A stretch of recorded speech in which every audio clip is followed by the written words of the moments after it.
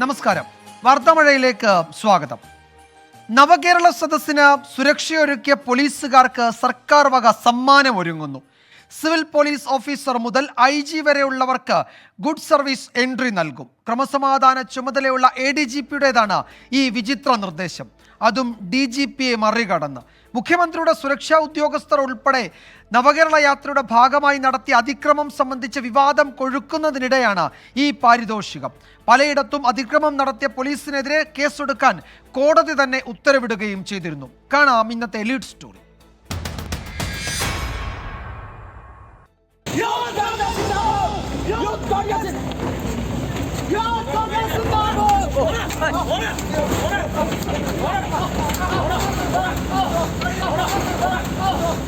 സുരക്ഷാ ഉദ്യോഗസ്ഥരുടെയും ഗൺമാന്റെയും ഈ അതിക്രമങ്ങൾ മുഖ്യമന്ത്രി കണ്ടില്ലെന്ന് ആവർത്തിച്ച് കണ്ണടച്ചെങ്കിലും കോടതിയുടെ നിർദ്ദേശപ്രകാരം കേസെടുത്തിരുന്നു.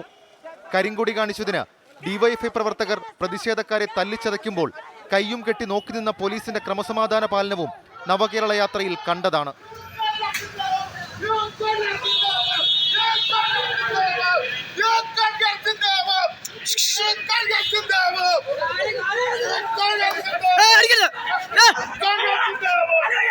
ഇതൊക്കെ മികച്ച ക്രമസമാധാന പാലനമെന്നാണ് ആഭ്യന്തര വകുപ്പിന്റെ വിലയിരുത്തൽ.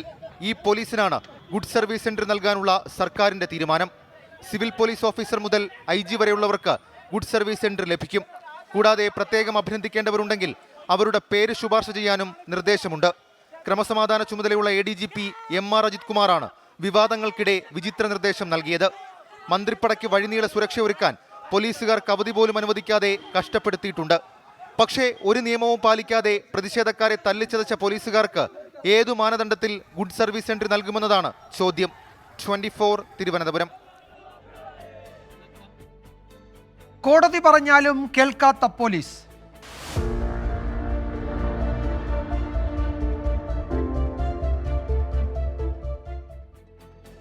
കോടതി പറഞ്ഞിട്ടും മുഖ്യമന്ത്രിയുടെ സുരക്ഷാ ഉദ്യോഗസ്ഥർക്കെതിരെ കേസെടുക്കാതെ എറണാകുളത്തെ കുറുപ്പുംപടി പോലീസ്.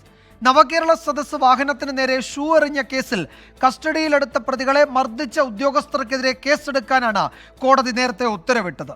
ഈ പരാതിയിലാണ് കേസെടുക്കാതെ ഉദ്യോഗസ്ഥരെ പോലീസ് ഇപ്പോഴും സംരക്ഷിക്കുന്നത്. ഓടക്കാലിയിൽ മുഖ്യമന്ത്രിയുടെ വാഹനത്തിന് നേരെ ഷൂ എറിഞ്ഞ കേസിൽ ലോക്കൽ പോലീസ് കസ്റ്റഡിയിലെടുത്ത പ്രതികളെയാണ് മുഖ്യമന്ത്രിയുടെ സുരക്ഷാ ഉദ്യോഗസ്ഥർ ക്രൂരമായി മർദ്ദിച്ചത്. വാഹനത്തിനുള്ളിൽ കയറ്റിയ ശേഷം തോക്കുകൊണ്ട് മർദ്ദിച്ചതായി പ്രതികൾ കോടതിയിൽ മൊഴി നൽകിയിരുന്നു. ശരീരത്തിലെ പരിക്കുകൾ കണ്ട് ബോധ്യപ്പെട്ട ശേഷമാണ് കോടതി പരാതി എഴുതി വാങ്ങിയത്. ഈ പരാതിയിലാണ് കേസെടുക്കാൻ കോടതി ആവശ്യപ്പെട്ടിട്ടും പോലീസ് ഉരുണ്ട് കളിക്കുന്നത്. ഏകദേശം ഒരു ഞാൻ പറഞ്ഞില്ല 10 ദിവസങ്ങൾ ഇതുവരെ നമ്മൾ അത് തന്നെയല്ല, എല്ലാ ആഴ്ചയിലും 2 ദിവസം നമ്മൾ ചെല്ലുമ്പോൾ കൃത്യമായിട്ട് CI എടുത്ത് ചോദിക്കുന്നുണ്ട്, എന്തുകൊണ്ട് പരാതി എടുക്കുന്നില്ല, ഞങ്ങൾ മൊഴി തരണ്ടേ, ഞങ്ങൾ പരാതി എടുക്കുന്നില്ല. ചോദിക്കുമ്പോൾ ഒന്നും അവർക്ക് ഉത്തരമില്ല. അത് നമ്മൾ നോക്കിക്കോളാം എന്ന് പറഞ്ഞ് വെറുതെ തള്ളിവിടുന്ന ഒരു അവസ്ഥയിലേക്കാണ് കാര്യങ്ങൾ പോകുന്നത്. അന്നുണ്ടായിരുന്ന ഈ പറയുന്ന ഞങ്ങൾ മീഡിയാസിൽ പിന്നെ കണ്ടപ്പോൾ ഈ ഗൺമാൻ അല്ലെന്നുണ്ടായിരുന്നു എന്ന് നിങ്ങൾ തിരിച്ചറിഞ്ഞു എന്ന് പറഞ്ഞാൽ CI എടുത്ത് പറഞ്ഞപ്പോൾ CI മുഖം തിരിക്കുന്ന നിലപാടാണ് സ്വീകരിച്ചത്. അതൊരു അന്യായം ഫയൽ ചെയ്യാൻ തന്നെ പോവുകയാണ്. 27-ാം തീയതി അന്യായം ഫയൽ ചെയ്യാനാണ് ഇപ്പോൾ നമ്മുടെ തീരുമാനം. പരാതിക്കാർ കേസിനെക്കുറിച്ച് അന്വേഷിക്കാൻ സ്റ്റേഷനിൽ എത്തുമ്പോഴൊക്കെ കേസെടുക്കാമെന്ന ഒഴുക്കൻ മറുപടി മാത്രമാണ് കുറുപ്പുംപടി CI നൽകുന്നത്. ജാമ്യമില്ലാ വകുപ്പ് പ്രകാരം മുഖ്യമന്ത്രിയുടെ സുരക്ഷാ ഉദ്യോഗസ്ഥർക്കെതിരെ കേസെടുക്കേണ്ടി വരുമെന്ന സാഹചര്യമാണ് പോലീസിനെ കേസെടുക്കുന്നതിൽ നിന്ന് മാറ്റി നിർത്തുന്നത്. CIക്കെതിരെ കോടതിയെ സമീപിക്കാനാണ് പരാതിക്കാരുടെ തീരുമാനം. S. ശ്യാംകുമാർ, 24, കൊച്ചി. നവകേരള സദസ്സ് പൂർണ്ണമായി ഫലം കണ്ടെന്ന കേന്ദ്ര അവഗണന ജനം തിരിച്ചറിഞ്ഞെന്നും മുഖ്യമന്ത്രി പിണറായി വിജയൻ. നവകേരള സദസ്സ് സംഘർഷഭരിതമാക്കാനുള്ള ശ്രമങ്ങൾക്ക് പ്രതിപക്ഷ നേതാവാണ് നേതൃത്വം നൽകിയത്. എന്നാൽ തിരിച്ച് സംയമനം പാലിക്കുകയായിരുന്നുവെന്നും മുഖ്യമന്ത്രി അവകാശപ്പെട്ടു. നവകേരള സദസ്സ് നടക്കുന്ന അവിടെ എത്തുമ്പോൾ മാത്രമല്ല ആളുകൾ, വഴിനീളെ ആളുകളാണ്. ഒരു 100 കണക്കിന് ആളുകൾ നിൽക്കുന്നതിൻ്റെ മുന്നിൽ വന്നിട്ട് ഒരുത്തൻ അല്ലേ 2 ആൾ കരിങ്കൊടി ഇങ്ങനെ കാണിക്കുമ്പോൾ ആ സംയമനം നല്ല രീതിയിൽ പാലിക്കുന്നത് ഞങ്ങൾ കണ്ടു. അവർ ഞങ്ങളെ നേരെ കൈവീശുന്നുണ്ട്, ഞങ്ങൾ തിരിച്ചും കൈവീശുന്നുണ്ട്. ഇവരെ നോക്കി ചിരിക്കുകയാണ്. ഒരു പ്രകോപനവും നാട്ടുകാരുടെ ഭാഗത്തുണ്ടാകുന്നില്ല. നല്ല നിലക്കാണല്ലോ നാട്ടുകാർ സംയമനം പാലിച്ചത്.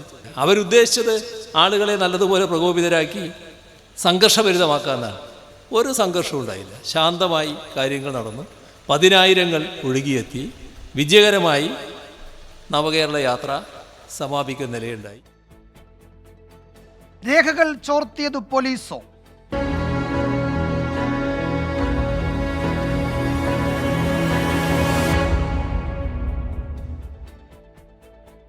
നവകേരള ബസ്സിന് നേരെയുണ്ടായ ഷൂ എറിയൽ റിപ്പോർട്ട് ചെയ്ത 24 പ്രതിനിധി വിനീത വിജിക്കെതിരെ കേസെടുത്തതിൽ പ്രതിഷേധം തുടരുന്നു.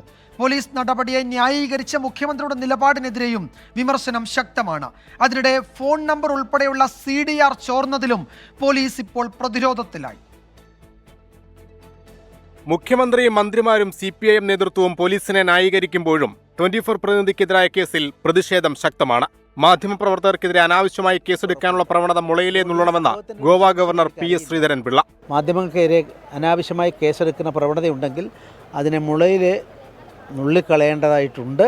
കേസ് നിർഭാഗ്യകരവും അംഗീകരിക്കാൻ കഴിയാത്തതുമാണെന്ന് മുസ്ലിം ലീഗ് മുൻ സംസ്ഥാന ജനറൽ സെക്രട്ടറി KPA മജീദ്. കേസെടുത്ത് മാധ്യമപ്രവർത്തനത്തെ കൂച്ചുവിലങ്ങുക, നിയന്ത്രിക്കുക എന്നത് അപ്രസക്തവുമായും അപരിഷ്കൃതമായിട്ടുള്ള നിലപാടാണ്. ഇത് വളരെ നിർഭാഗ്യകരമാണ്, ഒരിക്കലും അംഗീകരിക്കാൻ കഴിയുന്നല്ല. കേസെടുത്തതിനു പിന്നിൽ ഭരണകൂടത്തിന്റെയും പോലീസിന്റെയും കളിയുണ്ടെന്ന് K അജിതയും മാധ്യമപ്രവർത്തകരുടെ സ്വാതന്ത്ര്യത്തിൽ കൈകടത്താതിരിക്കുക എന്നത് ഭരണപക്ഷത്തിന്റെ ധർമ്മമാണെന്ന് കൈതപ്രം ദാമോദരൻ നമ്പൂതിരിയും പ്രതികരിച്ചു. അവർക്കെതിരെ അങ്ങനെ കേസെടുക്കുന്നത് നിയമപ്രകാരം അല്ലെങ്കിൽ മാനുഷിക ഒരു പരിഗണന പ്രകാരം തെറ്റാണ്. അവർ കാണുന്നത് റിപ്പോർട്ട് ചെയ്യുന്നത് മാത്രമേ ഉള്ളൂ. പോലീസ് അന്വേഷണം പൂർത്തിയായ ശേഷം പ്രതികരണമെന്ന് സ്ഥാനമൊഴിയുന്ന മന്ത്രി അഹമ്മദ് ദേവർകോവിൽ. അതൊക്കെ പോലീസിന്റെ അന്വേഷണം പൂർത്തിയാവട്ടെ, അതിനുശേഷം പ്രതികരിക്കാം. കേസെടുക്കാനുള്ള സാഹചര്യം ഉണ്ടായതുകൊണ്ടാകണം കേസെടുത്തതായിരുന്നു നിയുക്ത മന്ത്രി കടന്നപ്പള്ളി രാമചന്ദ്രന്റെ പ്രതികരണം. 24 കൊച്ചി.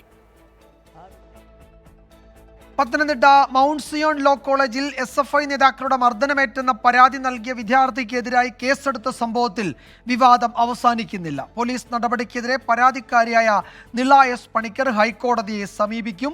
അതേസമയം വാക്കേറ്റത്തിന്റെ സംഘർഷത്തിന്റെ കൂടുതൽ ദൃശ്യങ്ങൾ പുറത്തുവന്നു.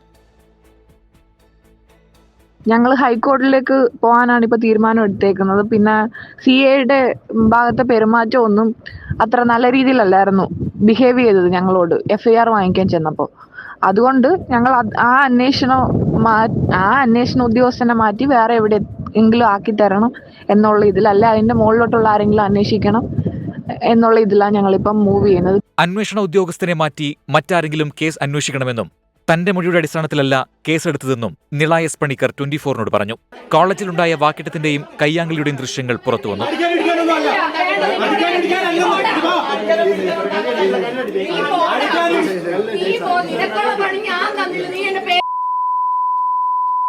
ആരെയും മർദ്ദിച്ചില്ലെന്നും ഇപ്പോൾ ഉയർന്നുവരുന്നത് വ്യാജ പരാതിയാണെന്നും DYFI ബ്ലോക്ക് സെക്രട്ടറിയും കോളേജിലെ വിദ്യാർത്ഥിയുമായ ജെയ്സൺ ജോസഫ് പറഞ്ഞു.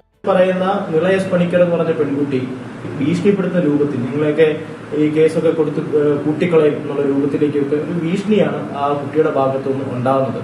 അപ്പോൾ അതിന്റെ പുറകിൽ നിന്നുകൊണ്ട് ഈ ജഗത് എന്ന് പറഞ്ഞ പയ്യൻ ഒരു മോശപ്പെട്ട നിലയിൽ ഒരു അംഗ്യം കാണിക്കുന്ന ഘട്ടത്തിലാണ് ഞാനൊന്ന് മുൻപോട്ടൊന്നായിരുന്നത്. അപ്പൊ തന്നെ വിദ്യാർത്ഥികളെല്ലാം കൂടി പിടിച്ചു മാറ്റുകയും നമ്മളെല്ലാവരും പ്രിൻസിപ്പാളിനോട് നമ്മുടെ പരാതി പറഞ്ഞതിന് ശേഷം നമ്മളെല്ലാം പിരിഞ്ഞു പോവുകയും ചെയ്തു. ഇതാണ് അവിടെ നടന്ന ഒരു സംഭവം എന്ന് പറയുന്നത്.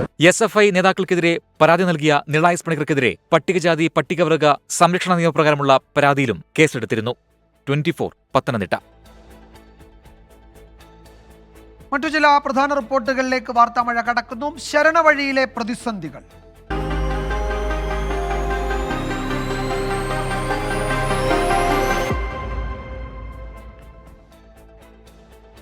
ശബരിമലയിൽ വൻ ഭക്തജന തിരക്ക് തുടരുകയാണ്. പ്രതിദിനം 18ാം പടി ചവിട്ടുന്നവരുടെ എണ്ണം 1 ലക്ഷം കടന്നു. ഭക്തർക്ക് അവശ്യ സൗകര്യങ്ങൾ ഒരുക്കണമെന്ന് ഹൈക്കോടതി നിർദ്ദേശിച്ചു. തങ്കയങ്കിയും വഹിച്ചുള്ള രഥയാത്ര നാളെ സന്നിധാനത്തെത്തും.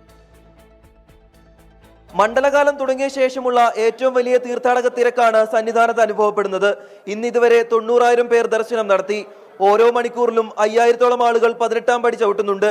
ഇടത്താവളങ്ങളിൽ നിയന്ത്രണങ്ങൾ കടുപ്പിച്ചതിനാൽ തീർത്ഥാടകരുടെ നിര സന്നിധാനം മുതൽ മരക്കൂട്ടം വരെയുള്ള ഭാഗത്ത് ക്രമീകരിക്കാൻ കഴിഞ്ഞു. തീർത്ഥാടകരുടെ പ്രതികരണം ഇങ്ങനെ. ഭയങ്കര കടുപ്പമാണ്.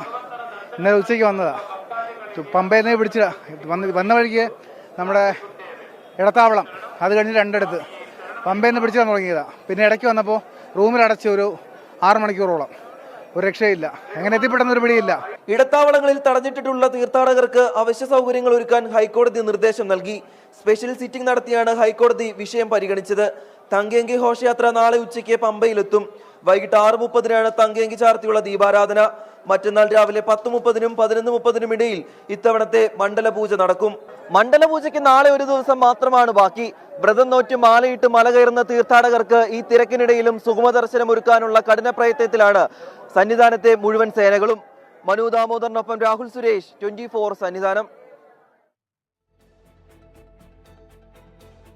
പമ്പയിൽ നിന്ന് വരി നിന്ന് 12 മണിക്കൂറിന് ശേഷമാണ് പലരും 18-ാം പടിയിൽ എത്തുന്നത്. നിലയ്ക്കലിലെ പാർക്കിംഗ് മൈതാനം നിറഞ്ഞു കവിഞ്ഞിരിക്കുകയാണ്. നൂറുകണക്കിന് വാഹനങ്ങൾ അവിടെ പലയിടങ്ങളിലായി തടഞ്ഞിട്ടിട്ടുണ്ട്. പൊൻകുന്നം പാലാ റോഡിലും വൈക്കം മഹാദേവ ക്ഷേത്രത്തിലും വാഹനങ്ങൾ തടഞ്ഞതോടെ രാവിലെ ഈ മേഖലയിൽ വലിയ പ്രതിഷേധവും ഉണ്ടായിരുന്നു. ആ ദൃശ്യങ്ങളിലേക്ക്.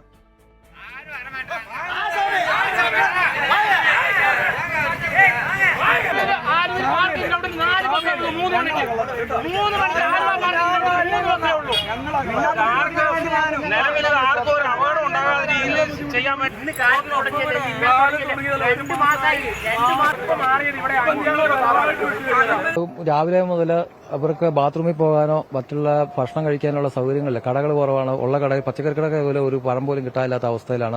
ನಿನ್ನೆ 3 ಗಂಟೆಗೆ ನಾವು ಬಂದಿರೋದು ಏರಿಮಲೆಗೆ. ಬೆಳಗಿನ ಜಾವ 3 ಗಂಟೆಗೆ ഇതുവരെ ಕೂಡ ട്രാഫിക് ക്ലിയർ ಆಗಿಲ್ಲ. രക്ഷയില്ല. ഇത് എന്താ ബ്ലോക്ക് എന്ന് മനസ്സിലാവില്ല. എങ്ങനെ പോലീസുകാരോട് ചോദിച്ചു പറഞ്ഞത് ഘട്ടം ഘട്ടമായിട്ട് വിടണമെന്നാണ്. 10 മണിലിருந்து കുഴந்தைகளை வச்சுருக்கிறோம். பாத்ரூம் போக வசதி இல்ல, குடிக்க வசதி இல்ல, குளிக்க வசதி இல்ல. ஒரு அன்னதானம் போடலாம், ஏதோ பாத்ரூம் வசதி அந்த மாதிரி டிராபிக் வந்து நைட்டு 9 மணிக்கு வந்தோம். 9 மணிலிருந்து காலையில இன்னைக்கு மணி டைம் ஆகுது. டைம் வந்து காலைல 12 மணி ஆகுது. 12 మణికి எந்த ஒரு நடவடிக்கை எடுக்கல. రోలేండి స్వామి, ఈ యాత్రలేండి స్వామి, స్థానాలకి ఫుడ్లకి మొత్తానికి ఇబ్బంది అయిపోయింది స్వామి. ഏറ്റവും പുതിയ വിവരങ്ങൾ സന്നിധാനത്ത് നിന്ന് രാഹുൽ സുരേഷ് നൽകും. രാഹുൽ, വലിയ തിരക്കാണ് ഇപ്പോഴും എന്ന് നേരത്തെ കണ്ട ദൃശ്യങ്ങളിൽ നിന്ന് മനസ്സിലാക്കുന്നു. എന്തൊക്കെയാണ് ക്രമീകരണങ്ങൾ? മണ്ഡലപൂജയ്ക്ക് ഇനി ഒരു ദിവസം മാത്രമേ ബാക്കിയുള്ളൂ. ഈ തിരക്ക് നിയന്ത്രിക്കാൻ എന്തൊക്കെ നടപടികൾ അവിടെ സ്വീകരിച്ചിട്ടുണ്ട്? വിജയകുമാർ, കടുത്ത നിയന്ത്രണങ്ങൾ ഇടത്താവളങ്ങളിൽ ഉൾപ്പെടെ തുടരുമ്പോഴും തിരക്ക് വലിയ രീതിയിൽ വർദ്ധിക്കുകയാണ്. സന്നിധാനത്തേക്ക് വലിയ തീർത്ഥാടകരുടെ വലിയ തിരക്കുണ്ട്. നമ്മളിപ്പോൾ ദൃശ്യങ്ങളിൽ കാണുന്നത് ഈ ഫ്ലൈ ഓവറിൽ നിന്ന ശേഷം ദർശനത്തിനായി നിൽക്കുന്ന ആളുകളുടെ വലിയ ക്യൂ ആണ്. അതായത് വൈകുന്നേരം വരെ ശബരിപീഠവും മരക്കൂട്ടം വരെയൊക്കെയായിരുന്നു തീർത്ഥാടകരുടെ നീണ്ട നിരയുണ്ടായിരുന്നത്. പക്ഷേ അതിപ്പോൾ അതിനപ്പുറത്തേക്കും പോയിരിക്കുന്നു. അപ്പാച്ചിമേട് വരെയാണ് ഇപ്പോൾ തീർത്ഥാടകരുടെ നീണ്ട നിരയുള്ളത്. അപ്പാച്ചിമേട്ടിൽ അല്പം സങ്കീർണമാണ് കാര്യങ്ങൾ. നമുക്ക് ദൃശ്യങ്ങൾ കാണുന്നുണ്ട്, നമ്മൾ പ്രതീക്ഷിക്കുന്നു. അപ്പാച്ചിമേട്ടിൽ തിങ്ങി നിറഞ്ഞ് തീർത്ഥാടകർ നിൽക്കുകയാണ്. അതിന് പ്രധാനപ്പെട്ട കാര്യം, സന്നിധാനം മുതൽ ശബരിപീഠം വരെയാണ് നിലവിൽ പോലീസിന്റെ നിയന്ത്രണമുള്ളത്. അതിനപ്പുറത്തേക്ക് പോലീസിന്റെ നിയന്ത്രണം, അതായത് പോലീസ് നിയന്ത്രിച്ച ശേഷം ആളുകളെ കടത്തിവിടുന്ന ഒരു രീതി അതിനപ്പുറത്തേക്കില്ല. അതിനപ്പുറത്താണ് ഈ അപ്പാച്ചിമേടുള്ളത്. അവിടെയാണ് നിലവിൽ തിങ്ങി നിറഞ്ഞ ആളുകൾ നിൽക്കുന്നത്. വഴിയിൽ നിൽക്കാൻ സ്ഥലമില്ലാത്തതുകൊണ്ട് തന്നെ വനപ്രദേശത്തോട് ചേർന്ന മേഖലകളിലേക്ക് ആളുകൾ മാറി നിൽക്കുന്ന ഒരു സാഹചര്യം കൂടിയുണ്ട്. അതിന് പ്രധാനപ്പെട്ട കാരണം സന്നിധാനത്ത് നിലവിൽ ദർശനം നടത്തുന്ന ആളുകൾ ഇവിടെ നിന്നും മല ഇറങ്ങാത്തതാണ്. അനൗൺസ്മെന്റിലൂടെ പലതവണ ആവർത്തിച്ച് പോലീസും ദേവസ്വം ബോർഡ് അംഗങ്ങളും പറയുന്നുണ്ട് ദർശനം നടത്തിയ ആളുകൾ മലയിറങ്ങണമെന്ന്. പക്ഷേ അതിനാളുകൾ തയ്യാറാവാത്തതാണ് നിലവിൽ പ്രതിസന്ധിയാവുന്നത്. ഇന്നും ഇന്നലത്തേതിന് സമാനമായി തീർത്ഥാടകരുടെ എണ്ണം, അതായത് 18-ാം പടി ചവിട്ടി ദർശനം നടത്തുന്ന ആളുകളുടെ എണ്ണം ഇന്നും 1 ലക്ഷം കവിയാനുള്ള സാധ്യതയാണ്. ഇതിനോടകം തന്നെ 90,000-ലധികം ആളുകൾ 18-ാം പടി കയറി ദർശനം നടത്തി കഴിഞ്ഞു. ഇനിയും 3 മണിക്കൂർ, അതായത് 11 മണിക്ക് നട അടയ്ക്കുമെങ്കിലും 12 മണി വരെ 18-ാം പടി കയറാനുള്ളൊരു അവസരം ഒരുക്കിയിട്ടുണ്ട്. അത് ഈ തിരക്കിന്റെ ഭാഗമായാണ് ഒരുക്കിയിട്ടുള്ളത്. അങ്ങനെ വരികയാണെങ്കിൽ ഇന്നും 1 ലക്ഷം കവിയാനുള്ള സാധ്യതയാണ്. അതോടൊപ്പം ഇനി ഒരു ദിവസം മാത്രമാണ് മണ്ഡലം പൂജയ്ക്കായി ബാക്കി നിൽക്കുന്നത്. നാളെ തങ്കയങ്കി ഘോഷയാത്ര സന്നിധാനത്തെത്തും. ഉച്ചയ്ക്ക് പമ്പയിൽ തങ്കയങ്കി ഘോഷയാത്ര എത്തുന്നതിന്റെ ഭാഗമായി ചില നിയന്ത്രണങ്ങൾ ഏർപ്പെടുത്തിയിട്ടുണ്ട്. നിലയ്ക്കലിൽ നിന്നും 11 മണിക്ക് ശേഷം പമ്പയിലേക്ക് വാഹനങ്ങൾ കടത്തിവിടില്ല എന്നാണ് ദേവസ്വം ബോർഡ് അറിയിച്ചിട്ടുള്ളത്. അതോടൊപ്പം ഉച്ചയ്ക്ക് 1 മണിക്ക് ശേഷം പമ്പയിൽ നിന്നും തീർത്ഥാടകരെ സന്നിധാനത്തേക്കും കടത്തിവിടില്ല. തങ്കയങ്കി ഘോഷയാത്ര സന്നിധാനത്തെത്തുന്ന 5 മണിക്ക് ശേഷം മാത്രമായിരിക്കും നാളെ പമ്പയിൽ നിന്നും ആളുകളെ കടത്തിവിടുക എന്നാണ് പറയുന്നത്. അതുകൊണ്ട് ആ തിരക്ക് മുന്നിൽ കണ്ടുള്ള ആളുകളുടെ ഒരു ഇടിച്ചുകയറ്റം സന്നിധാനത്തേക്ക് ഇപ്പോൾ ഉണ്ട് എന്ന് തന്നെ പറയാം. അതോടൊപ്പം നാളെ വെർച്വൽ ക്യൂവും ക്രമീകരിച്ചിട്ടുണ്ട്. നാളെ 64,000-ആയും മറ്റന്നാൾ 70,000-ആയും വെർച്വൽ ക്യൂ നിയന്ത്രിച്ചിട്ടുണ്ട്. അതോടൊപ്പം നാളെ വൈകിട്ട് 5 മണിക്കായിരിക്കും ദീപാരാധനയ്ക്ക് തങ്കയങ്കി ചാർത്തിയുള്ള ദീപാരാധനയ്ക്ക് വേണ്ടിയിട്ടുള്ള നട തുറക്കുക. മറ്റന്നാളും ഇത്തരത്തിലുള്ള നിയന്ത്രണങ്ങൾ തുടരും എന്ന് തന്നെയാണ് നമുക്ക് പ്രതീക്ഷിക്കുന്നത്. പ്രതീക്ഷിക്കുന്നത്. നിലവിൽ നിയന്ത്രണ വിധേയമാണ് എന്നാണ് പോലീസ് ഈ ഘട്ടത്തിലും പറയുന്നത്. പോലീസ് അങ്ങനെ പറയുമ്പോഴും നിലയ്ക്കൽ, പമ്പ തുടങ്ങിയ ഇടത്താവളങ്ങളിലൊക്കെ വലിയ ബുദ്ധിമുട്ട് തീർത്ഥാടകർ അനുഭവിക്കുന്നുണ്ട്. വാഹനങ്ങൾ പലയിടത്തും തടയുന്നു, അവിടെയൊക്കെ പ്രതിഷേധം ഉണ്ടാകുന്നുണ്ട്. മണ്ഡലകാല തീർത്ഥാടനം അതിൻ്റെ അവസാന ദിവസങ്ങളിലേക്ക് കടക്കുമ്പോൾ സന്നിധാനത്ത് അഭൂതപൂർവമായ ഭക്തജന തിരക്കാണ്. രാഹുൽ സുരേഷാണ് ഏറ്റവും പുതിയ വിവരങ്ങൾ പങ്കുവച്ചത്. ഇപ്പോൾ വരുന്ന ഒരു പ്രധാന റിപ്പോർട്ടിലേക്ക്. നെയ്യാറ്റിൻകര പുത്തൻകടയിൽ ക്രിസ്മസ് ആഘോഷങ്ങളുടെ ഭാഗമായി നിർമ്മിച്ച താൽക്കാലിക പാലം തകർന്നു വീണു. നിരവധി പേർക്ക് പരിക്കേറ്റതായാണ് ആദ്യ റിപ്പോർട്ടുകൾ. AV ജയശങ്കർ തിരുവനന്തപുരത്ത് നിന്ന് വിവരങ്ങൾ നൽകും. ജയശങ്കർ, എങ്ങനെയാണ് അപകടമുണ്ടായത്? എന്തൊക്കെയാണ് മറ്റു വിവരങ്ങൾ?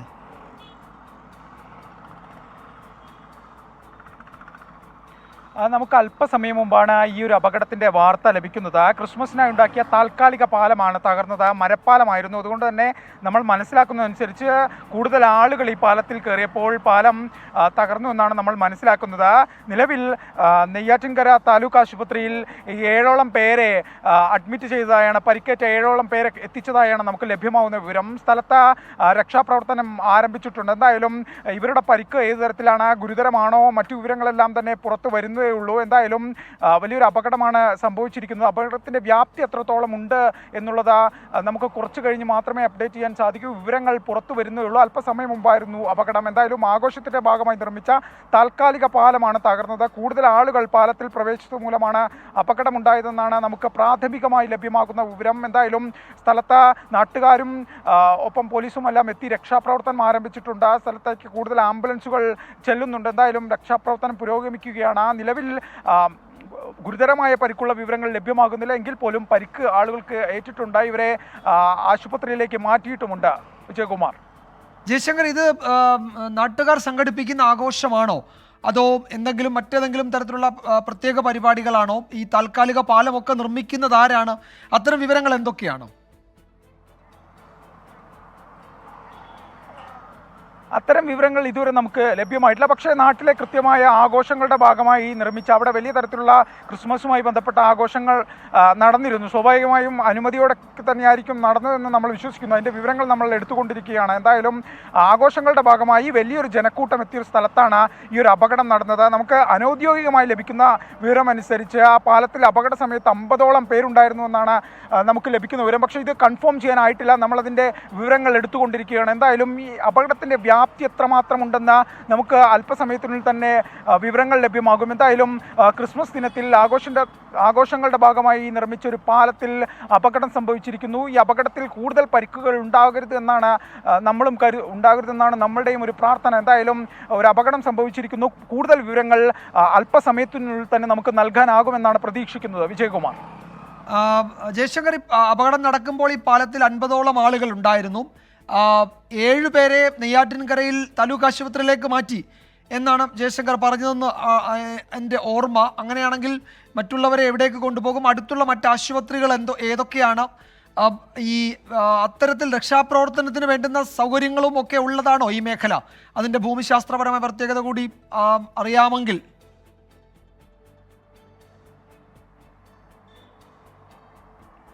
നമുക്ക് ഇതിൻ്റെ വിവരങ്ങൾ ലഭ്യമായി വരുന്നതേ ഉള്ളൂ. നിരവധി പേർക്ക് സാരമായ പരിക്കെന്നാണ് ഏറ്റവും ഒടുവിൽ ലഭ്യമാകുന്ന വിവരം. 7 പേരെ ആശുപത്രിയിലേക്ക് മാറ്റിയിട്ടുണ്ട്. ഈ 50 പേർ പാലത്തിലുണ്ടായിരുന്നു എന്നത് നമുക്ക് അവിടെ ഉണ്ടായിരുന്ന ചില ആളുകൾ നൽകിയ വിവരമാണ്. ഇത് ഒഫീഷ്യലി കൺഫേം ചെയ്യാൻ സാധിച്ചിട്ടില്ല. നമ്മൾ വിവരം എടുത്തുകൊണ്ടിരിക്കുകയാണ്. അല്പസമയം മുമ്പാണ് ഇത്തരത്തിലൊരു പാലം തകർന്നത്. പുൽക്കൂടും മറ്റും പ്രദർശിപ്പിക്കുന്ന കാണാൻ ആളുകൾ ഈ പാലത്തിലൂടെ പോയി എന്നാണ് നമുക്ക് പ്രാഥമികമായി ലഭ്യമാകുന്ന വിവരം. നിരവധി പേർക്ക് പരിക്കുണ്ട്. എന്തായാലും ഇതിൻ്റെ എല്ലാം വിവരങ്ങൾ നമുക്ക് വരും മണിക്കൂറുകളിൽ അല്പസമയത്തിനുള്ളിൽ തന്നെ എടുക്കാൻ സാധിക്കുമെന്നാണ് പ്രതീക്ഷിക്കുന്നത്. എന്തായാലും ഒരു അപകടം സംഭവിച്ചിരിക്കുന്നു. ഗുരുതരമായ പരിക്കില്ല എന്നാണ് ഏറ്റവും ഒടുവിൽ നമുക്ക് ലഭ്യമാകുന്ന ഒരു വിവരം. ജയകുമാർ. ജയശങ്കർ, തുടരുക. ഈ ദൃശ്യങ്ങൾ നെയ്യാറ്റിൻകര പുത്തൻകടയിൽ നിന്നാണ്. അവിടെ ക്രിസ്മസ് ആഘോഷങ്ങളുടെ ഭാഗമായി നിർമ്മിച്ച ഒരു താൽക്കാലിക പാലമാണ് അല്പസമയം മുമ്പ് തകർന്നു വീണത്. നിരവധി പേർക്ക് പരിക്കേറ്റു എന്നതാണ് ആദ്യ റിപ്പോർട്ടുകൾ വ്യക്തമാക്കുന്നത്. അതിൽ ഗുരുതര പരിക്കേറ്റവരുണ്ടോ എന്നതൊക്കെ സംബന്ധിച്ചുള്ള വിവരങ്ങൾ ശേഖരിച്ചു വരുന്നതേ ഉള്ളൂ. പരിക്കേറ്റവരെ നെയ്യാറ്റിൻകരയിലൊക്കെയുള്ള ആശുപത്രിയിലേക്ക് മാറ്റിയിട്ടുണ്ട്. ഈ പാലം തകർന്നു വീഴുന്ന സമയത്ത് ഏകദേശം 50-നടുത്ത് ആളുകൾ അതിലുണ്ടായിരുന്നു എന്നാണ് ആദ്യ റിപ്പോർട്ടുകൾ. അതിൽ പലർക്കും പരിക്കേറ്റിട്ടുണ്ട്. സാരമായ പരിക്കേറ്റവരുണ്ടോ എന്നതടക്കമുള്ള വിവരങ്ങൾ നമുക്ക് ശേഖരിക്കേണ്ടതുണ്ട്. ജയശങ്കറാണ് ഏറ്റവും പുതിയ വിവരങ്ങൾ നൽകുന്നത്. ജയശങ്കർ, നമുക്ക് ഒരുപക്ഷെ അവിടെ നിന്നുള്ള കൂടുതൽ ജനപ്രതിനിധികളെയോ രക്ഷാപ്രവർത്തനത്തിൻ്റെ സമയത്ത് അവിടെയുള്ള ആളുകളിൽ നിന്നൊക്കെ വിവരങ്ങൾ ശേഖരിക്കാൻ എനിക്കറിയാം കൂടുതൽ സാവകാശം വേണ്ടി വരും.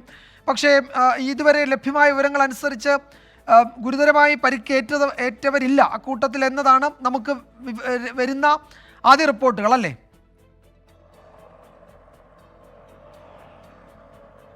അത്തരത്തിലൊരു ആശ്വാസ വാർത്തയാണ് നമുക്ക് ലഭിക്കുന്നത്. കാരണം നമുക്ക് അവിടെയുള്ള ചില ആളുകളുമായി നമുക്ക് പ്രാദേശികമായി ചില ആളുകളുമായി നമ്മൾ ബന്ധപ്പെട്ടിരുന്നു. അതിൻ്റെ അടിസ്ഥാനത്തിലാണ് ഇത്തരത്തിലൊരു വാർത്ത നൽകിയത്. അവിടെ ഉണ്ടായിരുന്ന ചില ആളുകൾ നമുക്ക് പകർത്തി തന്ന ദൃശ്യങ്ങളാണ് നമ്മൾ നൽകുകയും ചെയ്യുന്നത്. അതിൽ നിന്ന് നമുക്ക് മനസ്സിലാകുന്നത് വലിയ ഗുരുതര പരിക്കുകളില്ല എന്നുള്ളതാണ്. പാലത്തിൽ കൂടുതൽ ആളുകൾ കയറിയതുകൊണ്ടാണോ ഇനി ഉപയോഗിച്ച പട്ടികയും മറ്റും കാലപ്പഴക്കം കൊണ്ടാണോ അത്തരത്തിൽ അപകടം നടന്നത്, എല്ലാ കാര്യങ്ങളും വരും മണിക്കൂറുകളിൽ പരിശോധിക്കപ്പെടേണ്ട. എന്തായാലും ക്രിസ്മസുമായി ബന്ധപ്പെട്ട വലിയൊരു അപകടം നടന്നിരുന്നു. സ്ഥലത്ത് വലിയ തോതിലുള്ള ആളുകൾ ഉണ്ടായിരുന്നു എന്നത് വസ്തുതയാണ്. അതുകൊണ്ട് തന്നെ ഇത് എത്രമാത്രം പരിക്കുണ്ട് എന്നുള്ള കാര്യങ്ങളെല്ലാം നമുക്ക് കൃത്യമായി പരിശോധിക്കേണ്ടതുണ്ട്. കൂടുതൽ ആളുകൾക്ക് പരിക്കുണ്ടാകാതിരിക്കട്ടെ എന്നുള്ളത് തന്നെയാണ് നമ്മൾ വിചാരിക്കുന്നത്. കാരണം വലിയൊരു അപകടം സംഭവിച്ചു കഴിഞ്ഞാൽ ഒരുപാട് ആളുകൾ വലിയ ആഘോഷത്തിൻ്റെ ഭാഗമായി വന്ന് നിരാശയോടെ മടങ്ങേണ്ട സാഹചര്യം ഉണ്ടാകും. അതുകൊണ്ട് തന്നെ പരിക്കുകൾ കുറയട്ടെ എന്ന് തന്നെയാണ് നമ്മുടെ പ്രാർത്ഥന. എന്തായാലും ഇതുമായി ബന്ധപ്പെട്ട വിവരശേഖരണം. ജയശങ്കർ, ഒരു കാര്യം കൂടി, ഒരു നടപ്പാത എന്നതാണോ നമ്മൾ കരുതേണ്ടത്, അതോ ഏതെങ്കിലും ജലാശയത്തിന് മുകളിലൂടെയുള്ള ഒരു പാലം, അതാണോ അതൊരു നടപ്പാത, ഒരു മേൽപ്പാലം എന്ന നിലയിൽ കാണേണ്ട ഒരു സംഗതിയാണോ തകർന്നു വീണത്? ആഘോഷത്തിന്റെ ഭാഗമായി നിർമ്മിച്ച ഒരു പാലം എന്നാണ് നമ്മൾ മനസ്സിലാക്കുന്നത്. ക്രിസ്മസ് ഇതും മറ്റും കാണുന്നതിന് വേണ്ടി, പുൽക്കൂടും മറ്റും ഒരുക്കിയത് കാണുന്നതിന് വേണ്ടി നിർമ്മിച്ച ഒരു പാലം എന്നാണ് പ്രാഥമികമായി നമുക്ക് ലഭിക്കുന്ന വിവരം. ഇതുമായി ബന്ധപ്പെട്ട് നമുക്ക് അവിടെ കുറച്ചധികം 2ൽ കൂടുതൽ ആംബുലൻസുകൾ സ്ഥലത്തെത്തിയിരുന്നു. പിന്നാലെ രക്ഷാപ്രവർത്തനം നാട്ടുകാരും മറ്റുമാണ് ചേർന്നാണ് രക്ഷാപ്രവർത്തനം ആരംഭിച്ചത്. പോലീസും മറ്റും സ്ഥലത്തെത്തിയിട്ടുണ്ട്. എന്തായാലും ഗുരുതരമായ പരിക്കില്ല എന്ന് തന്നെയാണ് ഈ മണിക്കൂറിൽ നമുക്ക് ആശ്വാസകരമായ വാർത്തയായി നൽകാൻ കഴിയുന്നത്.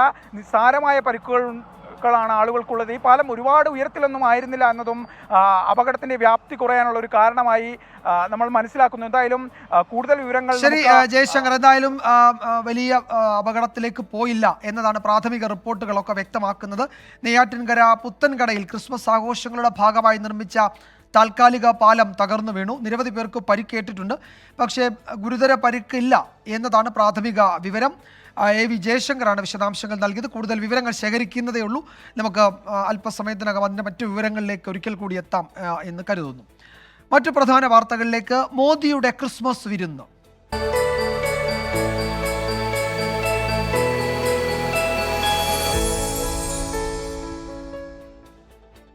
മണിപ്പൂരിലെ കലാപം ഉൾപ്പെടെയുള്ള വിഷയങ്ങൾക്കിടെ ക്രൈസ്തവ സഭാ നേതൃത്വത്തിന് ക്രിസ്മസ് വിരുന്നൊരുക്കി പ്രധാനമന്ത്രി നരേന്ദ്രമോദി.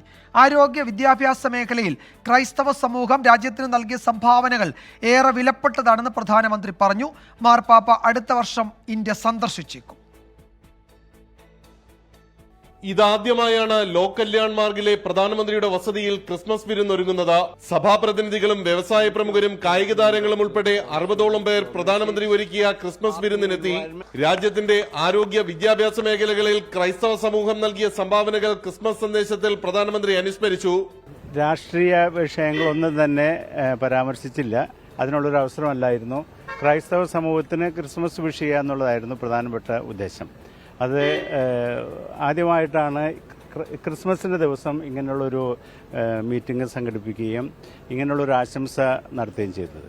അതിൽ പൊതുവെ ക്രൈസ്തവ സമൂഹം വളരെ സന്തുഷ്ടരാണ്. ഈ ഒരു ക്രിസ്മസ് നമ്മുടെ പ്രൈം മിനിസ്റ്ററിന്റെ കൂടെ ആഘോഷിക്കാൻ പറ്റിയതിൽ അതൊരു അൺഎക്സ്പെക്റ്റഡ് കോൾ ആയിരുന്നു. പക്ഷേ the way how he is communicating with everybody, how he is communicated with the Christian community is something great. സസ്യാഹാരമായിരുന്നു അതിഥികൾക്ക് ആതിഥേയൻ ക്രിസ്മസ് വിരുന്നിൽ ഒരുക്കിയത്. ഏതാണ്ട് 1.5 മണിക്കൂറോളം അതിഥികൾ പ്രധാനമന്ത്രിയുടെ വസതിയിൽ തുടർന്നു. ഭക്ഷണം എന്ന് പറയാൻ നോർത്ത് ഇന്ത്യൻ ഐറ്റംസ് ഒക്കെ ആയിരുന്നു കൂടുതലുണ്ടായിരുന്നു. അതിനെക്കുറിച്ച് അതൊരു വലിയ വിഷയമൊന്നും അല്ലല്ലോ. പ്രത്യേകിച്ച് ഞാനൊക്കെ എന്നെ പോലെയുള്ള വെജിറ്റേറിയൻ ആയിട്ടുള്ള ആൾക്കാർക്ക് അതൊന്നും വലിയ വിഷയമുള്ള കാര്യമല്ലല്ലോ. ഇതൊരു പ്രത്യേക ഒരു ഇൻവിറ്റേഷനായിട്ട് എനിക്ക് കിട്ടി. വളരെ നന്നായി പ്രോഗ്രാം. ആദ്യമായിട്ടാണ് നമ്മളുടെ ഓണറബിൾ പ്രൈം മിനിസ്റ്റർ നേരിട്ട് കാണാനായിട്ട് സാധിച്ചത്. മണിപ്പൂർ സംഭവങ്ങൾക്ക് ശേഷം ക്രൈസ്തവ വിഭാഗങ്ങൾ ശക്തമായ വിമർശനം കേന്ദ്ര സർക്കാർ BJP സമീപനങ്ങൾക്കെതിരെ ഉന്നയിച്ചിരുന്നു. 2024 ലോക്സഭാ തെരഞ്ഞെടുപ്പ് മുൻനിർത്തി ക്രൈസ്തവ സമൂഹത്തിന്റെ മുറിവുണക്കുക കൂടിയാണ് ക്രിസ്മസ് വിരുന്നിന്റെ രാഷ്ട്രീയ ലക്ഷ്യം. ക്രിസ്തുമസ് ദിനത്തിൽ പ്രധാനമന്ത്രി തുടക്കമിട്ടത് ഒരു നയതന്ത്രത്തിന്റെ തുടക്കമാണ്. വരുന്ന ലോക്സഭാ തെരഞ്ഞെടുപ്പ് ലക്ഷ്യമിട്ടുകൊണ്ട് വലിയ പ്രതീക്ഷകൾ BJPയെ സംബന്ധിച്ച് ആ നയതന്ത്രത്തിന്റെ ഭാഗമായിട്ട് ഇനിയുണ്ട്. ഡൽഹിയിൽ നിന്ന് R. രാധാകൃഷ്ണൻ, 24. ക്രൈസ്തവരെ ഒപ്പം നിർത്താനുള്ള BJPയുടെ സ്നേഹയാത്രയെ വിമർശിച്ച് മുഖ്യമന്ത്രി പിണറായി വിജയൻ. ഒരു ജനതയെ കുരുതി കൊടുത്തിട്ട് വോട്ടിന് ചെന്നാൽ ആളുകൾ കേൾക്കുമോ എന്ന് മുഖ്യമന്ത്രി ചോദിച്ചു. പ്രധാനമന്ത്രിയുടെ ക്രിസ്മസ് വിരുന്നിന്റെ ഉദ്ദേശശുദ്ധിയെ ചോദ്യം ചെയ്ത് CPIയും മുസ്ലിം ലീഗും രംഗത്തെത്തി. രാജ്യത്തിന്റെ വിവിധ ഭാഗങ്ങളിൽ ക്രൈസ്തവ ദേവാലയങ്ങൾക്ക് നേരെ സംഘപരിവാർ വലിയ തോതിൽ ആക്രമണങ്ങൾ അഴിച്ചുവിട്ടിട്ടുണ്ടെന്ന് മുഖ്യമന്ത്രി പിണറായി വിജയൻ. പലയിടത്തും പള്ളികളടക്കം തകർത്തു. എന്നിട്ട് ഇത്തരക്കാർ നടത്തുന്ന സ്നേഹയാത്രയ്ക്ക് എന്ത് അർത്ഥമാണുള്ളതെന്ന് മുഖ്യമന്ത്രി ചോദിച്ചു. വംശഹത്യ വരെ നടന്നില്ലേ പലയിടത്ത്? അനങ്ങിയോ ഗവൺമെന്റ്? ആ കൊലയാളി സംഘത്തിന്റെ കൂടെയായിരുന്നില്ലേ പല ഗവൺമെന്റുകളും? അത്തരത്തിലുള്ള ആക്രമണങ്ങൾക്ക് ഫലത്തിൽ കൂട്ടുനിന്നവര് പിന്നീട് ഞങ്ങൾ നിങ്ങളെ സംരക്ഷകരാണെന്ന് പറഞ്ഞാൽ ആരെങ്കിലും വിശ്വസിക്കുമോ? അവരോട് ലോക്യം പറയാൻ ചെന്നാൽ അവർ വിശ്വസിക്കുമോ? ഈ മെരുക്കിയെടുക്കാൻ വേണ്ടി പലതും നടക്കുന്നുണ്ടല്ലോ, അപ്പോൾ അതൊക്കെ വിശ്വസിക്കുമോ ആരെങ്കിലും? കേന്ദ്ര സർക്കാരിന്റെ സമീപനങ്ങളിൽ ന്യൂനപക്ഷങ്ങൾക്ക് ആശങ്കയുണ്ടെന്ന് മുസ്ലിം ലീഗ് സംസ്ഥാന അധ്യക്ഷൻ പാണക്കാട് സാദിഖ് അലി ശിഹാബ് തങ്ങൾ പറഞ്ഞു. എല്ലാവരെയും വിളിച്ച് ചർച്ച നടത്തി പ്രശ്നം പരിഹരിക്കുകയാണ് ഭരണകൂടത്തിന്റെ ഉത്തരവാദിത്തം. മണിപ്പൂർ കലാപത്തിന്റെ ഭീകരാവസ്ഥ അവസാനിച്ചിട്ടില്ലെന്നും സാദിഖ് അലി തങ്ങൾ പറഞ്ഞു. ന്യൂനപക്ഷങ്ങൾക്ക് അസംതൃപ്തി ഉണ്ട് എന്ന് പ്രധാനമന്ത്രിക്ക് ബോധ്യപ്പെട്ടതിന്റെ അടിസ്ഥാനത്തിലായിരിക്കും അദ്ദേഹം ചർച്ചയ്ക്ക് വിളിച്ചത്. അത് നല്ല കാര്യമാണ്. അത് ന്യൂനപക്ഷങ്ങളുടെ ആശങ്ക അകറ്റണം. അതാണ് ഒരു ഭരണകൂടത്തിന്റെ ചുമതല. അത് പ്രധാനമന്ത്രി എന്നോ തയ്യാറാകേണ്ടതായിരുന്നു. വിശ്വാസത്തെ പല തെറ്റിദ്ധരിപ്പിച്ചുകൊണ്ട് അത് വോട്ടാക്കി മാറ്റാനുള്ള ശ്രമമാണ് ഇപ്പോൾ നടക്കുന്നത്. പ്രധാനമന്ത്രി നരേന്ദ്രമോദിയുടെ ക്രിസ്മസ് വിരുന്നിൽ പങ്കെടുത്ത ക്രൈസ്തവ സഭാ നേതാക്കളെ വിമർശിച്ച് CPI രംഗത്തെത്തി. മണിപ്പൂർ കലാപത്തിലെ നിശബ്ദതയെക്കുറിച്ച് പ്രധാനമന്ത്രിയോട് ബിഷപ്പുമാർ ചോദിക്കണമായിരുന്നുവെന്ന് ബിനോയ് വിശ്വം പ്രതികരിച്ചു. വിരുന്നിന് പിന്നിലെ രാഷ്ട്രീയ അജണ്ട എല്ലാവർക്കും മനസ്സിലാകുന്നതാണ്. വിചാരധാരയിൽ ആഭ്യന്തര വെല്ലുവിളികൾ എന്ന ഭാഗത്താണ് ക്രിസ്ത്യാനികളെക്കുറിച്ച് പറയുന്നതെന്നും ബിനോയ് വിശ്വം സമൂഹമാധ്യമങ്ങളിൽ കുറിച്ചു. വിവിധ ബ്യൂറോകൾക്കൊപ്പം 24 കോഴിക്കോട്.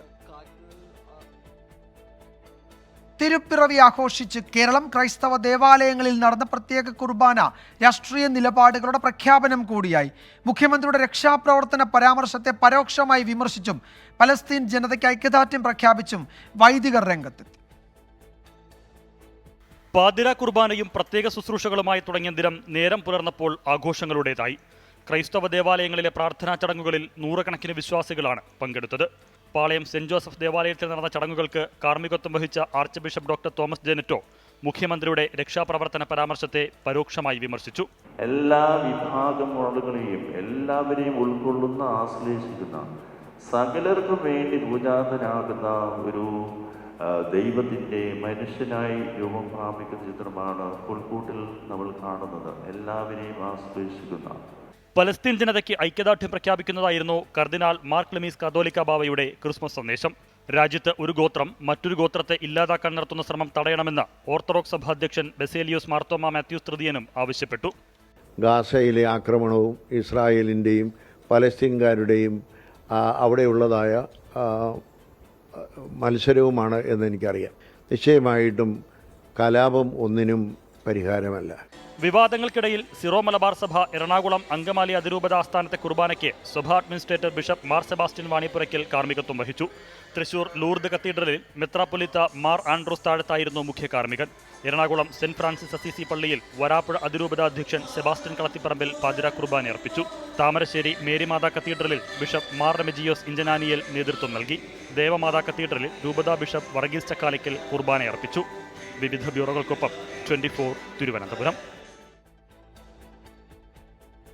സ്നേഹത്തിൻ്റെയും സമാധാനത്തിൻ്റെയും സന്ദേശം ഉൾക്കൊണ്ട് ക്രിസ്മസിനെ വരവേറ്റ് വിശ്വാസികൾ. യുദ്ധത്തിൻ്റെ യാതനകൾ അനുഭവിക്കുന്ന മനുഷ്യർക്ക് വേണ്ടി പ്രാർത്ഥിക്കണമെന്ന് ക്രിസ്മസ് സന്ദേശത്തിൽ ഫ്രാൻസിസ് മാർപ്പാപ്പ ആഹ്വാനം ചെയ്തു. Brothers and sisters, this is the wonder of Christmas.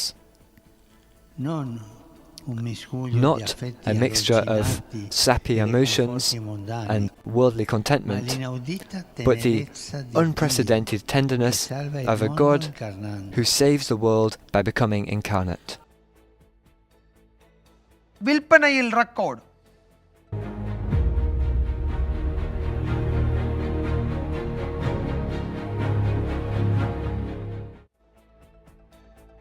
സംസ്ഥാനത്ത് ക്രിസ്മസിന് റെക്കോർഡ് മദ്യവിൽപ്പന. 3 ദിവസം കൊണ്ട് ബെപ്കോ ഔട്ട്ലെറ്റ് വഴി മാത്രം 154.77 കോടിയുടെ മദ്യം വിറ്റു. ചാലക്കുടി ഔട്ട്ലെറ്റാണ് വിൽപ്പനയിൽ 1ാം സ്ഥാനത്ത്. ക്രിസ്തുമസ് ആഘോഷിക്കാൻ 3 ദിവസം കൊണ്ട് ബെപ്കോ ഔട്ട്ലെറ്റുകളിൽ നിന്ന് വിറ്റുപോയത് 154.77 കോടിയുടെ മദ്യം. ഇന്നലെ മാത്രം 70.73 കോടിയുടെ മദ്യവിൽപ്പന നടന്നു. കഴിഞ്ഞ വർഷം 69.55 കോടിയായിരുന്നു ഇതേ ദിവസത്തെ കണക്ക്. ഈ മാസം 22-23 തീയതികളിൽ 84.04 കോടി രൂപയുടെ മദ്യവിൽപ്പനയാണ് നടന്നത്.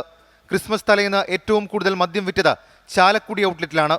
63.85 ലക്ഷം രൂപയുടെ വിൽപ്പന. ചങ്ങനാശ്ശേരി ബെപ്കോ ഔട്ട്ലെറ്റാണ് 2ാം സ്ഥാനത്ത്. ഇവിടെ 62.87 ലക്ഷം രൂപയുടെ മദ്യം വിറ്റു. 3ാം സ്ഥാനത്തുള്ള ഇരിങ്ങാലക്കുട ഔട്ട്ലെറ്റിൽ 62.31 കോടി രൂപയുടെ വിൽപ്പനയും നടന്നു. 24 തിരുവനന്തപുരം.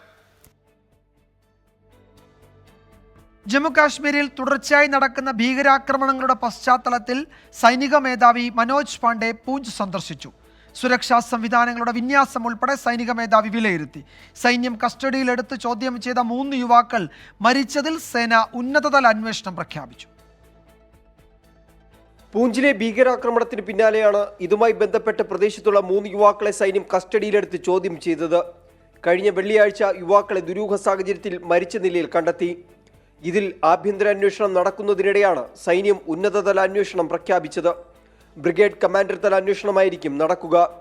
കരസേനാ മേധാവി മനോജ് പാണ്ഡെ പൂഞ്ചിലെ സൈനിക നടപടി നേരിട്ടെത്തി വിലയിരുത്തി. സുരക്ഷാ സംവിധാനങ്ങളുടെയും നിരീക്ഷണ ഉപകരണങ്ങളുടെയും തൽസ്ഥിതി സൈനിക മേധാവി പരിശോധിച്ചു. സൈനിക നടപടിക്ക് നേതൃത്വം നൽകുന്ന കമാൻഡർമാരോടും സൈനിക മേധാവി ആശയവിനിമയം നടത്തി. പൂഞ്ചിലെ ഭീകരാക്രമണത്തിൽ 5 സൈനികരാണ് വീരമൃത്യു വരിച്ചത്. ഈ മേഖലയിൽ ഇപ്പോഴും ഭീകരർക്കായുള്ള തെരച്ചിൽ തുടരുകയാണ്. 24 ഡൽഹി.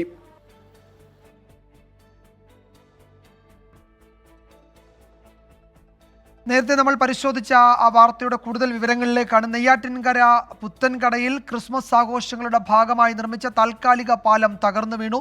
നിരവധി പേർക്കാണ് പരിക്കേറ്റിരിക്കുന്നത്. ആശുപത്രിയിലേക്ക് ഇപ്പോൾ മാറ്റുകയാണ്. നമ്മൾ രക്ഷാപ്രവർത്തനത്തിന് നേതൃത്വം നൽകുന്ന സംഘത്തിലെ ഫയർഫോഴ്സ് ഉദ്യോഗസ്ഥൻ ശ്രീ സന്തോഷ് ടെലിഫോൺ ലൈനിലുണ്ട്. ശ്രീ സന്തോഷ്, കേൾക്കാമെങ്കിൽ എന്താണ് അവിടുത്തെ ഒരു സാഹചര്യം? നമുക്ക് നേരത്തെ പ്രാഥമിക വിവരം മാത്രമാണ് ലഭിച്ചത്. എത്ര പേർക്ക് പരിക്കേറ്റിട്ടുണ്ട്? അവരുടെ ആരോഗ്യനില എങ്ങനെ? എന്താണ് താങ്കൾക്ക് ഈ ഘട്ടത്തിൽ നൽകാൻ കഴിയുന്ന മറ്റു വിവരങ്ങൾ? നിലവിൽ ഈ പാലത്തിൽ ഒരു 25ഓളം പേര് നിൽക്കുന്ന സമയത്താണ് ഈ പാലം പൊട്ടി താഴേക്ക് വീണത്. പക്ഷെ ഇതിൽ ഏകദേശം 10ഓളം പേരെ ആംബുലൻസുകളിൽ ഹോസ്പിറ്റലിൽ എത്തിച്ചിട്ടുണ്ട്. അവർക്ക് സാരമായി പരിക്ക് പറ്റിയ ആൾക്കാരുണ്ട്. കൈയിനും കാലിനും ഒടിവ് പറ്റിയ ആൾക്കാരുണ്ട്. അതുപോലെ തന്നെ സ്വന്തമായ നിലയിൽ ചികിത്സ തേടിയ ധാരാളം പേരുണ്ട്. ഈ പാലം വന്നു വീഴുന്ന സമയത്ത് താഴ്ന്ന പ്രദേശങ്ങളിൽ നിന്നവർക്കും പരിക്ക് പറ്റിയിട്ടുണ്ട്. പിന്നെ ഈ തിക്കിനും തിരക്കിനും ഓടി മാറാൻ ശ്രമിച്ച ആൾക്കാർക്കും പരിക്ക് പറ്റിയിട്ടുണ്ട്. നിലവിൽ ഇപ്പോൾ എല്ലാവരെയും അവിടുന്ന് റിക്കവർ ചെയ്തിട്ടുണ്ട്. മൊത്തം മാറ്റിയിട്ട് ഇപ്പൊ പോലീസ് എത്തിയിട്ടുണ്ട്. ബാക്കി സംവിധാനങ്ങളൊക്കെ ചെയ്തിട്ട് ഇവിടുത്തെ ഷോ ഇപ്പം തൽക്കാലത്തേക്ക് നിർത്തിവെച്ചിട്ടുണ്ട്. അപ്പോൾ പരിക്കേറ്റ മുഴുവൻ ആളുകളെയും അവിടെ നിന്നും ആശുപത്രിയിലേക്കൊക്കെ കൊണ്ടുപോയിട്ടുണ്ടല്ലേ? അതെ, പരിക്കേറ്റവരെ, സാരമായി പരിക്കേറ്റവരെല്ലാം ഉടനടി തന്നെ നെയ്യാറ്റിൻകര ജനറൽ ഹോസ്പിറ്റലിലേക്കും പിന്നെ നിംസിലേക്കും മെഡിക്കൽ കോളേജിലേക്കും മാറ്റിയിട്ടുണ്ട്. ഇത് എന്ത് പരിപാടിയായിരുന്നു അവിടെ നടക്കുന്ന? ക്രിസ്മസ് ആഘോഷം എന്നാൽ അവിടെ നാട്ടുകാർ സംഘടിപ്പിക്കുന്ന വലിയൊരു ആഘോഷമായിരുന്നു. ധാരാളം ആളുകൾ അവിടെ കൂടിയിട്ടുണ്ടെന്ന് ദൃശ്യങ്ങളിൽ തന്നെ കാണാൻ കഴിയുന്നുണ്ട്. അത് എനിക്ക് തോന്നുന്നത് അത് പഞ്ചായത്ത് സംഘടിപ്പിക്കുന്ന ഒരു പരിപാടിയാണ്. തിരുപുറം പഞ്ചായത്ത് സംഘടിപ്പിക്കുന്ന ഒരു ഫെസ്റ്റാണ്. ആ ഫെസ്റ്റിൽ ധാരാളം പേരുണ്ടായിരുന്നു. ധാരാളം എന്ന് പറഞ്ഞാൽ ഒരു ഏകദേശം 1500ഓളം ആൾക്കാർ അപ്പം തന്നെ ആ പരിസര പ്രദേശത്തുണ്ടായിരുന്നു. ആ സമയത്താണ് ഇത് ഒരു വാട്ടർ ഷോ നടക്കുന്ന ഭാഗമാണ്. വാട്ടർ ഷോ നടക്കുന്നിടത്ത് മ്യൂസിക്കുമായിട്ട് ചേർത്ത് വാട്ടർ ഷോ ചെയ്യുന്ന ഭാഗത്ത് ആൾക്കാർ ഈ പാലം വഴി, ഒരു താൽക്കാലിക പാലമാണ് ചെയ്തിട്ടുള്ളത്. ആ പാലം വഴി പലക കൊണ്ട് ചെയ്തിട്ടുള്ള പാലമാണ്. ആ പാലം വഴി താഴേക്ക് ഇറങ്ങി പോയി കാണണം. അവിടുന്ന് ഈ താഴേക്ക് ഒരുമിച്ച് എത്ര ആൾക്കാർ ഒരുമിച്ച് ഈ പാലത്തിൽ കയറിയപ്പോൾ പാലത്തിന്റെ ഒരു പകുതി ഭാഗം പൊട്ടി താഴേക്ക് വീഴുകയായിരുന്നു. ഒരു ജലാശയത്തിന് മുകളിലുള്ള പാലമല്ല, ഒരു നടപ്പാത എന്ന മട്ടിലാണ് ഇത് ഉണ്ടാക്കിയിരുന്നത് അല്ലേ? അതെ നടപ്പാതയാണ്. നടപ്പാത എന്ന് പറഞ്ഞാൽ ഈ ഷോ നടക്കുന്നിടത്തേക്ക് പോയി കാണുന്നതിന് വേണ്ടിയിട്ടുള്ള പാലമായിരുന്നു. ആ സമയത്ത് ഈ അവിടെ ഇത്രയും ആളുകളെയൊക്കെ ആശുപത്രിയിലേക്ക് കൊണ്ടുപോകാനൊക്കെ പറ്റുന്ന തരത്തിൽ ഈ ആംബുലൻസുകളൊക്കെ ലഭ്യമാകുന്ന ഒരു പ്രദേശം കൂടി ആയിരുന്നു എന്ന് തോന്നുന്നു താങ്കൾ വിശദീകരിച്ചത് കേട്ടപ്പോൾ. ആംബുലൻസുകൾ ഏകദേശം ഒരു 10 മിനിറ്റിനകത്താണ് എത്തിയത്. ആദ്യം നമ്മൾ കിട്ടിയ വാഹനങ്ങൾ അവിടുന്ന് താൽക്കാലികമായിട്ട് ആൾക്കാരൊക്കെ വന്ന വാഹനങ്ങളിൽ തന്നെ ഒരുവിധപ്പെട്ട ആൾക്കാരെയൊക്കെ ഹോസ്പിറ്റലിലേക്ക് മാറ്റി. അപ്പൊ അതുകൊണ്ട് കൃത്യമായിട്ട് എത്ര ആൾക്കാരുണ്ടെന്ന് അപ്പോൾ ഞാൻ ആ പാലത്തിൽ കാണുന്ന സമയത്ത് ഒരു 25ഓളം പേര് ആ പാലത്തിൽ ഉണ്ടായിരുന്നു. രക്ഷാപ്രവർത്തനത്തിന് താങ്കളൊക്കെ ഫയർഫോഴ്സിന്റെ യൂണിറ്റ് അവിടെ പെട്ടെന്ന് എത്തുകയായിരുന്നു അല്ലേ? അല്ലല്ല, ഫയർഫോഴ്സിൽ ഞാൻ അല്ലാതെ പോയതാ. എന്റെ വീടിനടുത്താണ് ഈ സംഭവം നടക്കുന്നത്. അപ്പൊ ഞാൻ ഈ ഷോ കാണാൻ വേണ്ടിയിട്ട് പോയതാണ് അവിടെ. ഓക്കെ. പിന്നീട് ഫയർഫോഴ്സും പോലീസും മറ്റ് രക്ഷാപ്രവർത്തനത്തിന് വേണ്ടുന്ന സജ്ജീകരണങ്ങളൊക്കെ വേഗത്തിൽ എത്തിക്കാൻ കഴിഞ്ഞു. അങ്ങനെ ഗതാഗത സൗകര്യങ്ങളൊക്കെ ഉള്ള സ്ഥലമായിരുന്നു അല്ലേ? ആയിരുന്നു. ബൈപ്പാസിന്റെ കരയിലായിരുന്നു. അതുപോലെ ഞങ്ങൾ ആദ്യം തന്നെ ഫസ്റ്റ് രക്ഷാപ്രവർത്തനം സ്റ്റാർട്ട് ചെയ്തു. നാട്ടുകാരുമായിട്ട് ചേർന്നിട്ട് കഴിയുന്നവരെല്ലാവരെയും റോഡിലേക്ക് മാറ്റി. ഒരു താഴ്ന്ന പ്രദേശത്താണ് ഈ സംഭവം നടക്കുന്നത്. അവിടുന്ന് പെട്ടെന്ന് ബൈപ്പാസിലേക്ക് മാറ്റിയിട്ട് ആംബുലൻസുകൾ കോൾ ചെയ്തു, പിന്നെ പോലീസിനെ അറിയിച്ചു, ഫയർഫോഴ്സിനെ അറിയിച്ചു, ബാക്കി സംവിധാനങ്ങളെല്ലാം ഉടൻ തന്നെ ചെയ്തു. യെസ്, എന്തായാലും വലിയ അപകടത്തിലേക്ക് പോകാതിരിക്കട്ടെ എന്ന് നമുക്ക് ആഗ്രഹിക്കാം. ശ്രീ സന്തോഷ്, അദ്ദേഹം വിഴിഞ്ഞം ഫയർഫോഴ്സ് സ്റ്റേഷനിലെ ഉദ്യോഗസ്ഥനാണ്. അദ്ദേഹം ആ സ്ഥലത്തുണ്ടായിരുന്നു. അദ്ദേഹത്തിൻ്റെ നാടാണ്. വളരെ വേഗത്തിൽ അദ്ദേഹം രക്ഷാപ്രവർത്തനത്തിന് നേതൃത്വം നൽകുകയും ചെയ്തു. നിരവധി പേർക്ക് പരിക്കേറ്റിട്ടുണ്ട്. എല്ലാവരെയും ആശുപത്രിയിലേക്ക് മാറ്റിയിട്ടുണ്ട്. ചിലർക്ക് ഗുരുതരമായ പരിക്കേൽക്കുകയും ചെയ്തിട്ടുണ്ട്. പക്ഷേ ഇപ്പോഴും അവിടെ നിന്നുള്ള മറ്റു വിവരങ്ങൾ, ആശുപത്രിയിൽ നിന്നൊക്കെയുള്ള വിവരങ്ങൾ വരാനിരിക്കുന്നതേ ഉള്ളൂ. നെയ്യാറ്റിൻകര പുത്തൻകടയിലാണ് ഈ സംഭവം ഉണ്ടായത്. അവിടെ ക്രിസ്മസ് ആഘോഷങ്ങളുടെ ഭാഗമായി നിർമ്മിച്ച ഒരു താൽക്കാലിക നടപ്പാലം അതാണ് തകർന്നു വീണത്. ഏതാണ്ട് 20-ലധികം ആളുകൾ ആ സമയത്ത് അതിന് മുകളിലുണ്ടായിരുന്നു. താഴെയും കുറേ ആളുകൾ ഉണ്ടായിരുന്നു. എല്ലാവർക്കും പരിക്കേറ്റിട്ടുണ്ട്. ആശുപത്രിയിലേക്കൊക്കെ മാറ്റിയിട്ടുണ്ട്. രക്ഷാപ്രവർത്തനം മുഴുവൻ ആളുകളെയും അവിടെ നിന്ന് കൊണ്ടുപോയിട്ടുണ്ട്. അതിൻ്റെ വിവരങ്ങളാണ് ഈ വിഴിഞ്ഞം ഫയർഫോഴ്സ് സ്റ്റേഷനിലെ ഉദ്യോഗസ്ഥൻ കൂടിയായ സന്തോഷ്, അദ്ദേഹം രക്ഷാപ്രവർത്തനത്തിന് നേതൃത്വം നൽകിയ ആളാണ്, അദ്ദേഹം വിശദീകരിക്കുകയായിരുന്നു. കൂടിക്കാഴ്ചയ്ക്കുള്ള രാജ്യസഭാ അധ്യക്ഷൻ ജഗദീപ് ധൻഖറിന്റെ ക്ഷണം വീണ്ടും നിരസിച്ച് മല്ലികാർജ്ജുൻ ഖാർഗെ. ഡൽഹിക്ക് പുറത്തായതുകൊണ്ട് കൂടിക്കാഴ്ചയ്ക്ക് എത്താൻ കഴിയില്ല എന്നാണ് വിശദീകരണം. കൂടിയാലോചനകളില്ലാതെ ബില്ലുകൾ പാസാക്കിയതിലെ അതൃപ്തിയും മല്ലികാർജ്ജുൻ ഖാർഗെ രാജ്യസഭാ അധ്യക്ഷനെ അറിയിച്ചു. പുതിയ ക്രിമിനൽ നിയമ ബില്ലുകൾ രാഷ്ട്രപതി ഒപ്പുവെച്ചു. IPCക്ക് പകരമുള്ള ഭാരതീയ ന്യായ സംഹിത, CRPCക്ക് പകരമുള്ള ഭാരതീയ നാഗരിക് സുരക്ഷാ സംഹിത, എവിഡൻസ് ആക്ടിനു പകരമുള്ള ഭാരതീയ സാക്ഷ്യ നിയമം എന്നിവയാണ് രാഷ്ട്രപതി അംഗീകരിച്ചത്. കഴിഞ്ഞ പാർലമെന്റ് സമ്മേളനത്തിലാണ് ലോക്സഭയും രാജ്യസഭയും ബില്ലുകൾ പാസാക്കിയത്.